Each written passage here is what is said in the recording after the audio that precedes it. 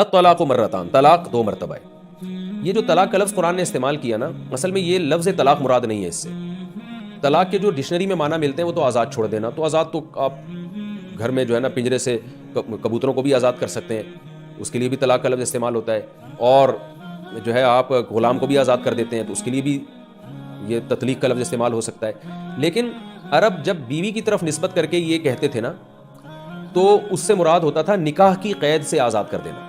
اسلام میں جب عورت کا نکاح ہوتا ہے، یاد رکھیں عورت شوہر کی غلام نہیں ہوتی، لیکن وہ نکاح کی قید میں بہرحال آ جاتی ہے، اور اس قید کو جب تک شوہر نہیں کھولے گا عورت آزاد نہیں ہو سکتی. یعنی اسلام میں نکاح کرتے ہوئے تو دو طرفہ اجازت ضروری ہے، لیکن ڈیورس اور طلاق کا اختیار جو ہے وہ صرف اور صرف مرد کو دیا گیا ہے، کیونکہ یہ سمجھا گیا ہے کہ عورت شوہر کے ماتحت ہوتی ہے، اور نکاح والی ملکیت عورت پر شوہر کو حاصل ہوتی ہے. نکاح والی ملکیت یہ نہیں کہ غلاموں والی ملکیت، باندھی نہیں ہوتی، وہ آزاد عورت ہوتی ہے. لیکن نکاح کے معاملے میں نکاح کی حد تک یعنی مرد کو اللہ نے ایک پاور دی ہے، ایک طاقت دی ہے.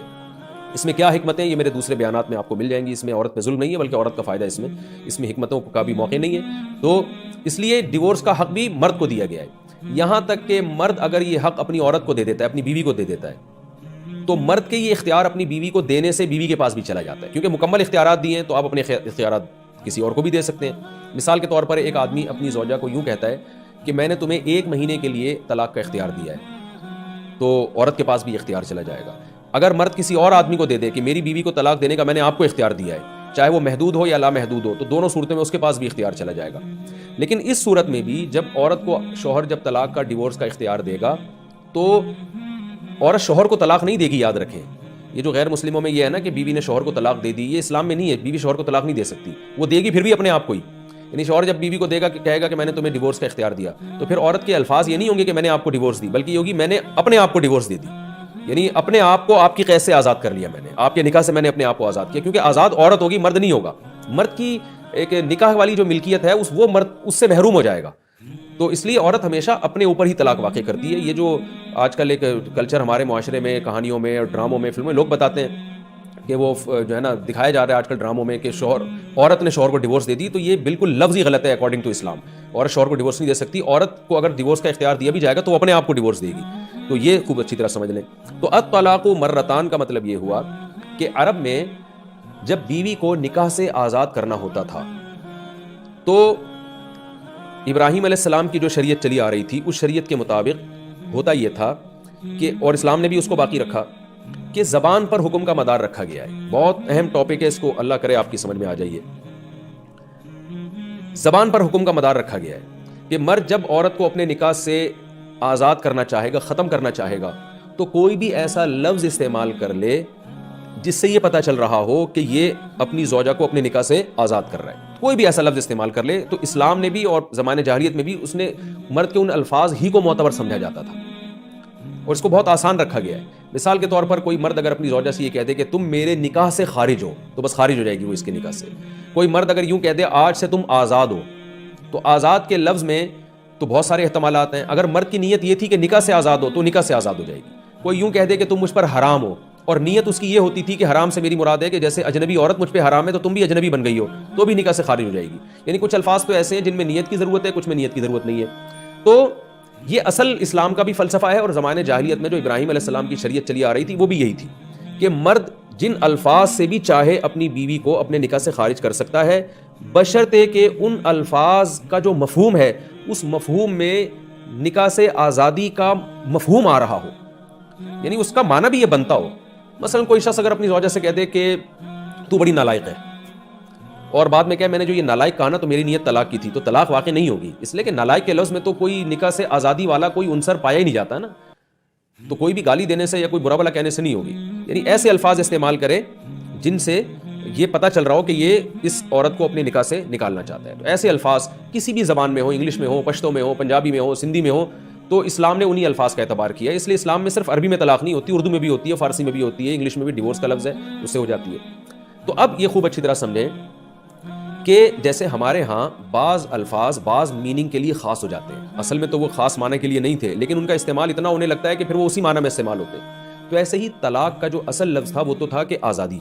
لیکن عرب نے اس لفظ کو جب بیوی کے لیے استعمال کرتے تھے تو ان کی مراد یہ ہوتی تھی کہ اس کو نکاح سے خارج کرنا. بالکل جیسے انگلش میں ڈیورس کا لفظ جب بیوی کے لیے استعمال ہوتا ہے تو اس سے مراد نکاح ختم کرنے کے علاوہ اور کوئی مقصد نہیں ہوتا, یعنی اس کا کوئی اور مطلب ہے ہی نہیں عرف میں. تو ایسے ہی عرب میں جو طلاق کا جو لفظ تھا نا, طلاق کا لفظ, وہ اسی معنی میں استعمال ہونے لگا کہ جب بھی زوجہ کو, اپنی وائف کو نکاح سے انہوں نے خارج کرنا ہے تو وہ طلاق ہی کا لفظ استعمال کرتے تھے. تو اب شریعت نے یہ کیا کہ شریعت نے ایک اصول بنایا ہے کہ کسی زبان میں کوئی لفظ اگر ایسا ہے جو نکاح ختم کرنے کے علاوہ کسی اور میننگ میں استعمال ہی نہیں ہو رہا, تو شریعت بھی پھر یہ کہتی ہے کہ اب اس لفظ سے نکاح ہی ختم ہوگا. اس میں اگر شوہر کہتا ہے کہ میری نیت کچھ اور تھی تو اس کی نیت کا اعتبار نہیں ہوگا. جیسے آج اگر بیوی کو کوئی کہتا ہے تمہیں طلاق ہے, اور جب اس سے پوچھا جائے کہ تم نے تو طلاق دے دی, وہ کہتے ہیں بھائی طلاق کے جو ڈکشنری میں معنی ہے وہ تو آزاد کرنا ہے, تو میرا مقصد یہ تھا کہ میں اپنی زوجہ کو کام کاج سے آزاد کرنا چاہتا ہوں, تو کام کاج سے آزادی کے لیے میں نے یہ طلاق کا لفظ استعمال کیا ہے, تو اس کی بات مانی نہیں جائے گی, اس لیے کہ عرف میں طلاق کا مطلب بیوی کو اب نکاح سے آزاد کرنا ہی ہوتا ہے اگر بیوی کی طرف نسبت کر کے کہا جائے یہ لفظ. تو ہر زبان میں, پشتو میں, سندھی میں, پنجابی میں, کوئی بھی ایسا لفظ جو بیوی کے لیے جب استعمال ہو تو اس سے مراد نکاح ختم کرنا ہی مراد لیا جاتا ان کے عرف میں, ان کے کلچر میں, تو ایسے الفاظ کو صریح طلاق کہا جاتا ہے, یعنی صریح الفاظ کہا جاتا ہے. یہ وہ صریح الفاظ ہیں جس میں نیت کی ضرورت نہیں ہے. اگر کوئی یہ کہتا ہے کہ میری نیت ڈیورس دینے کی نہیں تھی, طلاق کی نہیں تھی, تو شریعت اس کو کالعدم قرار دیتی ہے. مفتی بھی نہیں مانے گا, اس کی بیوی بھی نہیں مانے گی, سب یہی کہیں گے بھیا, کیونکہ عرف میں یہ لفظ اسی معنی میں استعمال ہوتا ہے. یہ ایسے ہی جیسے آپ کسی کو بولتے ہیں گدھا اور آپ نے گالی دے دی اس کو, اب وہ غصے میں آ رہا ہے تو آپ کہیں بھائی میری نیت آپ کو گدھا کہنے سے بے وقوف کہنا نہیں تھی, بلکہ میری نیت یہ تھی کہ گدھا جیسا اسٹرانگ ہوتا ہے اور ماشاءاللہ اتنا ویٹ اٹھاتا ہے تو آپ بھی بڑے زبردست باڈی بلڈر ہیں. تو یہ بات کوئی نہیں مانے گا. وہ بھائی گدھے کا لفظ ٹھیک ہے اس معنی میں بھی استعمال ہو سکتا ہے,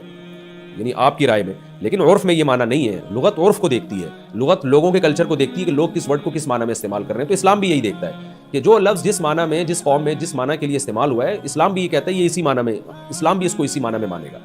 تو اب عرب میں طلاق کا لفظ نکاح ختم کرنے کے لیے استعمال ہوتا تھا, تو اس لیے طلاق کا لفظ اب ایک سائن بن گیا, علامت بن گیا. تو اب یہ خوب اچھی طرح سمجھیں, اب یہ جو الفاظ ہیں نا قرآن کے, الطلاق مرتان, طلاقیں 2 مرتبہ ہیں, فامساکم بمعروف, اس کے بعد عمدہ طریقے سے روک لینا ہے, او تسریح باحسان, یا اچھے طریقے سے رخصت کر دینا ہے. تو اس آیت کا مطلب یہ ہرگز نہیں ہے کہ طلاق کا لفظ 2 مرتبہ, بلکہ طلاق چونکہ صریح لفظ تھا اور نکاح ختم کرنے کے معنی میں استعمال ہوتا تھا, لہذا ہم اس لفظ کا جو حقیقت میں ترجمہ کریں گے وہ یہ ہوگا الطلاق مرتان. کیا مطلب؟ کسی بھی قوم میں وہ لفظ جو بیوی کے نکاح کو ختم کرنے کے لیے استعمال ہوتا ہے اور اس کے علاوہ کسی دوسرے معنی میں استعمال نہیں ہوتا, تو وہ لفظ جب بیوی کی طرف نسبت کر کے استعمال کیا جائے گا تو وہ 2 مرتبہ استعمال ہو سکتا ہے, اور 2 مرتبہ کے بعد تمہیں یہ اجازت ہے کہ تم زوجہ کو یا تو عمدہ طریقے سے روک لو یا عمدہ طریقے سے رخصت کر لو. یہ مطلب ہوا اس آیت کا. اس میں ڈیورس کا لفظ بھی آ گیا, یعنی اگر کوئی انگریز یہ کہتا ہے یا کوئی انگلش میں بیوی کو کہتا ہے تمہیں ڈیورس ہے, تمہیں ڈیورس ہے, اب کوئی یہ کہے کہ قرآن میں تو آتا ہے 2 دفعہ طلاق کے بعد رجوع کا حق حاصل ہے, ڈیورس کا لفظ تو قرآن میں نہیں ہے, تو ہم کہیں گے یہ طلاق کا لفظ ایک لفظ نہیں, ایک سائن, ایک علامت ہے, یہ ایک اصول ہے کہ عرب میں چونکہ یہ طلاق کا لفظ ہی طلاق کے معنی میں استعمال ہوتا تھا, تو قرآن طلاق کے لفظ کو فوکس نہیں کر رہا, قرآن عرب کے کلچر کے لحاظ سے بات کر رہا ہے, تو وہ ہر قوم کا اپنا کلچر ہوتا ہے. تو اس آیت کا جو صحیح ترجمہ ہوگا وہ یہ ہوگا الطلاق کا مطلب کیا ہوگا کہ وہ لفظ جو کسی بھی قوم میں ڈیورس کے علاوہ کسی اور معنی میں استعمال نہیں ہوتا, وہ لفظ جو صریح لفظ ہے, یعنی صریح لفظ جس سے طلاق دی جاتی ہے, وہ لفظ تم 2 دفعہ استعمال کر سکتے ہو. 2 دفعہ کے بعد تمہیں یہ رائٹ ہوگا کہ تم روک لو یا رخصت کر لو. پتہ یہ چلا کہ اگر صریح لفظ سے طلاق نہیں دی ہے پھر اس کا یہ حکم نہیں ہے. خوب اچھی طرح سمجھ لیں. مثال کے طور پر کوئی شخص اپنی بیوی کو ایسے الفاظ سے طلاق دیتا ہے جس میں طلاق کا معنی بھی پایا جاتا ہے اور کسی اور چیز کا معنی بھی پایا جاتا ہے, تو پھر اس کا یہ حکم نہیں ہے. مثلا اگر کوئی شخص اپنی زوجہ کو یہ کہتا ہے تم میری طرف سے فارغ ہو, اب فارغ کا لفظ میں تو بہت سارے احتمالات ہیں, بھائی تم کام کاج سے فارغ ہو, یا تمہاری کھوپڑی بھی نہیں ہے, تم دماغ سے فارغ ہو, یا تم ویسے ہی فارغ ہو, میں تمہیں کچھ بھی نہیں سمجھاؤں گا, اور یہ بھی نیت ہو سکتی ہے کہ تم میری طرف سے فارغ ہو کا مطلب ختم ہمارا نکاح آپس میں. تو یہ لفظ طلاق کا نہیں ہے, یاد رکھیں, یعنی صریح طلاق نہیں ہے, کیونکہ یہ لفظ اردو زبان میں بہت ساری میننگ میں استعمال ہوتا ہے. تو یاد رکھیں اس کا کیا حکم ہے قرآن میں, یہاں یہ اس کا حکم بیان نہیں کیا گیا ہے. تو اس پر تقریباً فقہاء کا اجماع ہے کہ اگر اس کو کہتے ہیں کنایہ الفاظ, کنایہ, تو کنایہ الفاظ سے اگر کسی شخص نے زوجہ کو ڈیورس دی ہے تو اس میں یہ نہیں ہے کہ 2 دفعہ کے بعد تمہیں رجوع کا حق ہے, بلکہ 1 دفعہ میں ہی نکاح ختم ہو جاتا ہے, اور یہ ہمیں احادیث سے پتہ چلتا ہے 1 دفعہ میں. وجہ اس کی یہ کہ فارغ کا جو لفظ ہے وہ لفظ پر ہم عمل کریں گے, اور وہ لفظ کے یعنی اس سے وہ یہ کہہ رہے ہیں میری مراد تھی کہ نکاح ختم, تو جب آپ کی مراد اس سے نکاح ختم کرنے کی تھی, اور فارغ کا مطلب مکمل فارغ ہو, تو مکمل فارغ عورت جبھی ہوتی ہے جب مرد کو رجوع کا حق حاصل نہ ہو. تو گویا مرد نے اپنے رجوع کے حق کو خود ہی ختم کر دیا, خود ہی اس نے کہہ دیا مجھے رجوع کا حق حاصل نہیں ہے کیونکہ تم مکمل آزاد ہو چکی ہو. تو اس میں ایک طلاق واقع ہوگی اور نکاح اسی وقت ختم ہو جائے گا. پھر یہ جو ہے کہ امساکم بمعروف او تسریح باحسان, یہ والا قاعدہ یہاں نہیں چلے گا, کیونکہ قرآن جو حکم بیان کر رہا ہے وہ صریح طلاق کے بارے میں بیان کر رہا ہے, وہ کنایا کے بارے میں بیان نہیں کر رہا. کنایا کے حکم کیا ہے وہ فقہا نے اس کی جو ہے نا وہ ڈیٹیل دوسرے مقام پہ بیان کیا, وہ احادیث سے ہمیں پتہ چلتا ہے. جیسے آپ صلی اللہ علیہ وسلم نے اپنی زوجہ سے کہا تھا الحقی باہلکی, ایک نکاح ہوا تھا تو آپ کی زوجہ نے آپ کو پسند نہیں کیا, پہلی رات میں یا انہوں نے آپ صلی اللہ علیہ وسلم کو اندازہ ہو گیا کہ اس نکاح پہ راضی نہیں ہے, تو آپ نے حکم دیا کہ الحقی باہلکی, جاؤ اپنے گھر چلی جاؤ. اور گھر چلی جانے سے آپ کی مراد یہ تھی کہ نکاح میں ختم کر رہا ہوں. یہ کنایا کے الفاظ تھے, اسی وقت ڈیورس ہو گئی تھی, اسی وقت ایک طلاق بائن واقع ہو گئی تھی. تو کوئی اس طرح کے الفاظ استعمال کرتا ہے. تو اب میں دوبارہ اصل ٹاپک کی طرف آتا ہوں. الطلاق مرتان, وہ الفاظ جو کسی قوم میں طلاق دینے ہی کے لیے استعمال ہوتے ہیں, جیسے انگلش میں ڈیورس بہترین مثال ہے, تو وہ 2 مرتبہ ہیں. کیا مطلب 2 مرتبہ تم وہ الفاظ اپنی زبان سے کہہ سکتے ہو. 2 مرتبہ کے بعد کیا ہوگا, فَإِمْسَاكُمْ بِمَعْرُوفٍ, چاہو تو عمدہ طریقے سے بیوی کو روک لو, او تسریحٌ بِإِحْسَان, یا عمدہ طریقے سے رخصت کر دو, یعنی عدت کے بعد, کیونکہ پہلے بیان ہو چکا ہے کہ طلاق کے بعد عورت عدت گزارے گی, تو عمدہ طریقے سے رخصت کر دو. اس میں اللہ نے یہ بتایا ہے کہ 3 طلاق کا مسئلہ کیا, وہ تو میں اگلے ایپیسوڈ میں انشاءاللہ ڈیٹیل سے ریکارڈ کرواؤں گا. اس میں اللہ نے یہ حکم دے دیا, بتا دیا کہ طلاق کے بعد رکھنا کی نیت بھی, اگر وہی حرکتیں دوبارہ کرنی ہے تو پھر نہ رکھو, اور اگر رکھنا ہے تو اچھی نیت سے رکھنا ہے, حقوق ادا کرنے ہیں, محبت سے رہنا ہے, اور چاہو تو عمدہ طریقے سے رخصت کر دو. یعنی رخصت بھی کرنا, دھکے دے کے نکالنا, اس کے جہیز پہ قبضہ کر لینا, جو پھر اس کو ذلیل کرنا, رسوا کرنا, جو ہمارے معاشرے میں ہوتا ہے ڈیورس کے بعد. عورت کو شوہر ذلیل کرتا ہے, عورت شوہر کو رسوا کر رہی ہوتی ہے, ان چیزوں کا اسلام قائل نہیں ہے. فرمایا کوئی بات نہیں, ڈیورس ہو گئی ہے, یا تو تمیز سے رکھ کے رجوع کر لو, یعنی 2 طلاقیں ہیں اور 2 کے بعد تمہیں رجوع کا حق حاصل ہے, رجوع کر لو, یا پھر اس کو عمدہ طریقے سے رخصت کر دو. 1 طلاق ہو یا 2 طلاقیں ہوں, دونوں کا ایک ہی, کیونکہ جب 2 کا یہ حکم ہے تو ایک کا تو بطریق اولا یہ حکم ہے, یعنی اگر ایک دی ہے تو پھر تو اور زیادہ مرد کو یہ حق حاصل ہے کہ چاہے تو روک لے, چاہے تو رخصت کر دے. روکنے کا طریقہ کیا ہوگا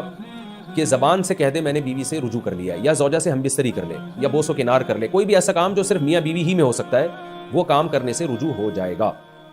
اگر رجوع نہیں کرتا مرد اور عورت کی عدت پوری ہو جاتی ہے تو پھر عورت کا نکاح ختم ہو جائے گا, جس کو قرآن نے تسریح باحسان سے تعبیر کیا ہے کہ بھائی عمدہ طریقے سے چھوڑ دو, تو عدت پوری ہو جائے گی, آپ اس کو عمدہ طریقے سے رخصت کر دیں, وہ اب آپ کی بیوی نہیں رہی ہے,